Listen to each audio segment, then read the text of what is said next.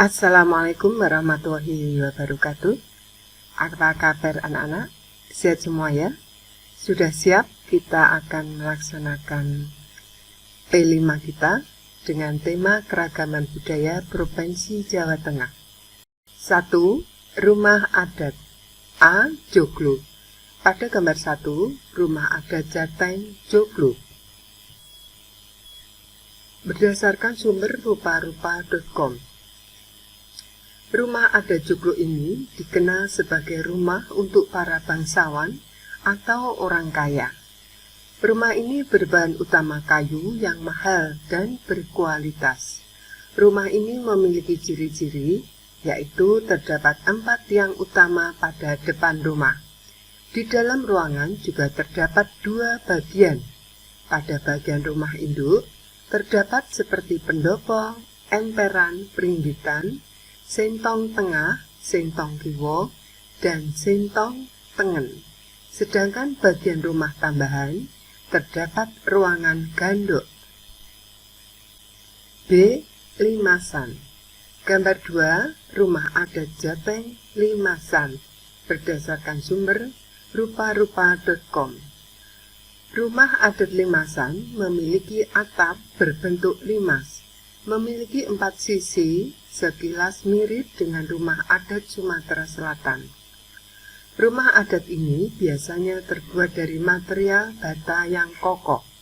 Uniknya, meski rumah tidak dicat atau dibalut lapisan lainnya, terlihat indah dan sederhana. C. Tajuk. Gambar 3, rumah adat Jateng Tajuk. Berdasarkan sumber rupa-rupa.com. Rumah adat Tajuk dibuat bukan sebagai tempat tinggal, melainkan untuk melaksanakan ibadah. Salah satu contoh rumah adat Tajuk yang sangat populer di Indonesia ialah Masjid Agung Demak.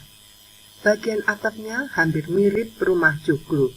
Ujung atap segitiga melambangkan keabadian dan keesaan Tuhan. E. Panggang P. Gambar 4, rumah adat Jateng Panggang P.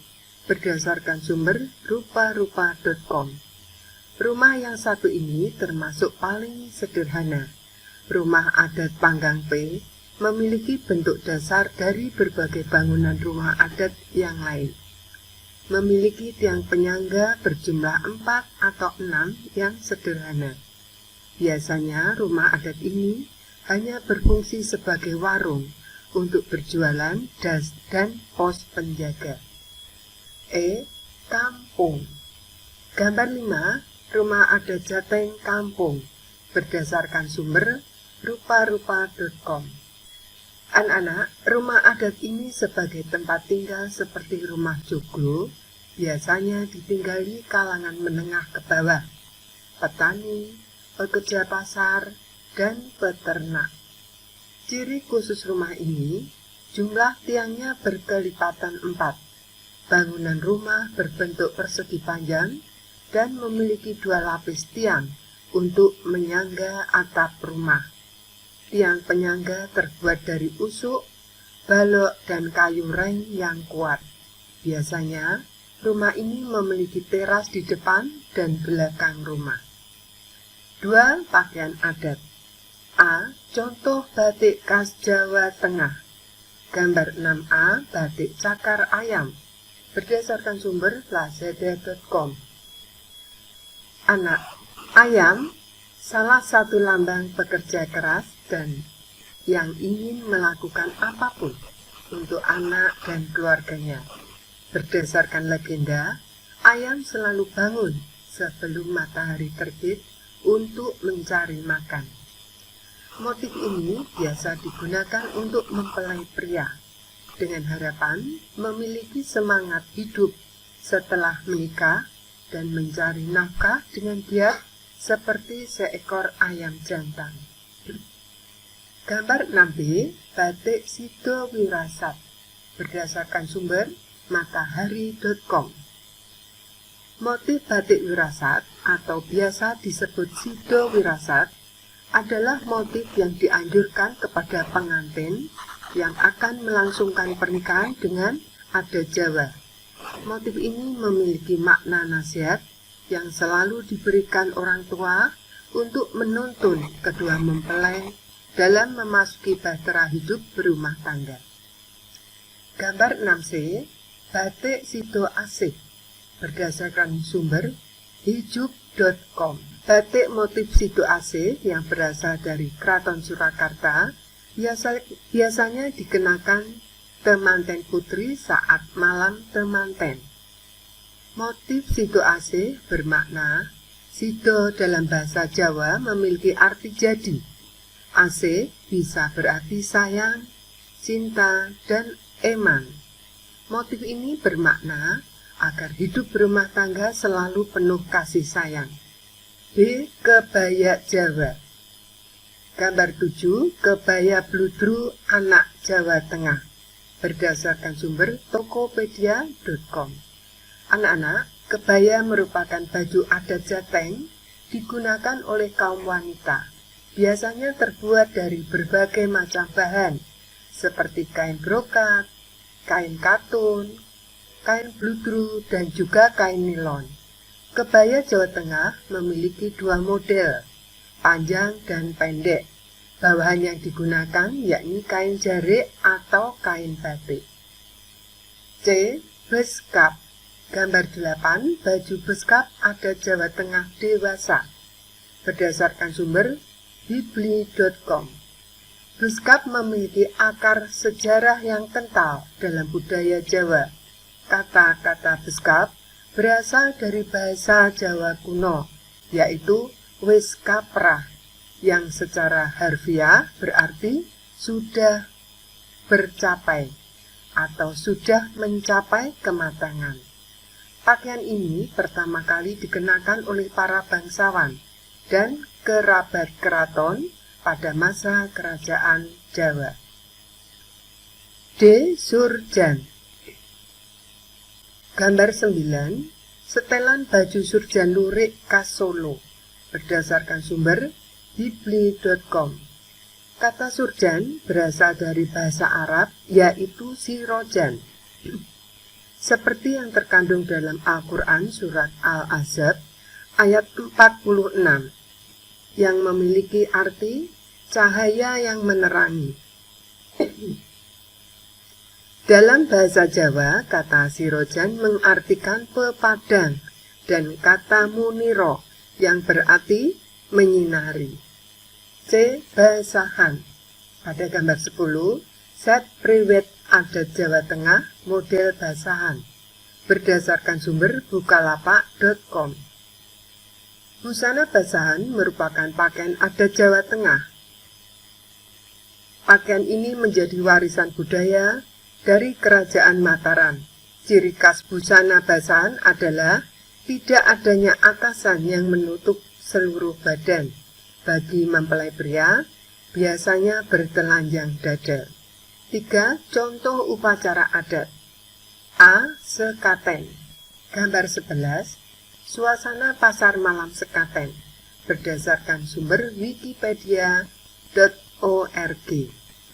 Sekaten merupakan acara tahunan yang rutin digelar di Solo dan Yogyakarta sejak abad ke-15. Acara ini merupakan tradisi yang dilakukan untuk memperingati hari kelahiran Nabi Muhammad Shallallahu Alaihi Wasallam. B. Jamasan Pusaka. Gambar 12, upacara tradisi jamasan pusaka Tombak Kyai Wijaya Mukti, berdasarkan sumber kebudayaan.yogyakarta.go.id. Tombak Kyai Wijaya Mukti merupakan pemberian Sultan Hamengkubuwono X, dibuat tahun 1921. Upacara jamasan pusaka tersebut untuk menghormati para leluhur, terutama Sri Sultan Hamengkubuwono X. C. Sadranan. Tampak gambar 13 tradisi sadranan Dusun Sidorejo, Boyolali, Jawa Tengah, berdasarkan sumber kompas.com. Sadranan pada bulan Sya'ban atau Ruwa juga dimaknai sebagai bulan arwah, masa untuk mendoakan para leluhur. Awalnya tradisi sadranan hanya digelar sederhana. Kini, menu dalam sadranan sudah bervariasi, meski tak ada pakem khusus untuk jenis makanan yang harus dibawa ke makam. D. Sawalan, tampak gambar 14, tradisi sawalan atau lebaran ketupat di Kaliwungu, Kendal, berdasarkan sumber suaramerdeka.com. Menurut situs Kemenak Jawa Tengah, lebaran ketupat disebut juga sawalan, yang diartikan sebagai tradisi silaturahim dan bermaaf-maafan setelah perayaan lebaran Idul Fitri. 4. Kerajinan khas Jawa Tengah. A. Batik. Gambar 15, batik motif Jawa Hoko kain kerajinan berasal dari Pekalongan, berdasarkan wikipedia.org. Batik Pekalongan dipengaruhi budaya Jawa dan 4 budaya asing, yaitu Belanda, Arab, Tiongkok, dan Jepang. Pengaruh ini membuat motif, corak, dan warna batik Pekalongan berbeda dengan batik keraton di Surakarta. B. Kain tenun. Gambar 16, tenun hasil kerajinan dari daerah Troso, Jepara, berdasarkan sumber kompas.com. Pemintalan benang, bahan yang digunakan dalam pembuatan tenun ikat Troso, salah satunya menggunakan bahan katun, sutera, dan sebagainya. Pemilihan bahan sangat mempengaruhi hasil kualitas kain tenun tersebut. C. Ukir. Gambar 17.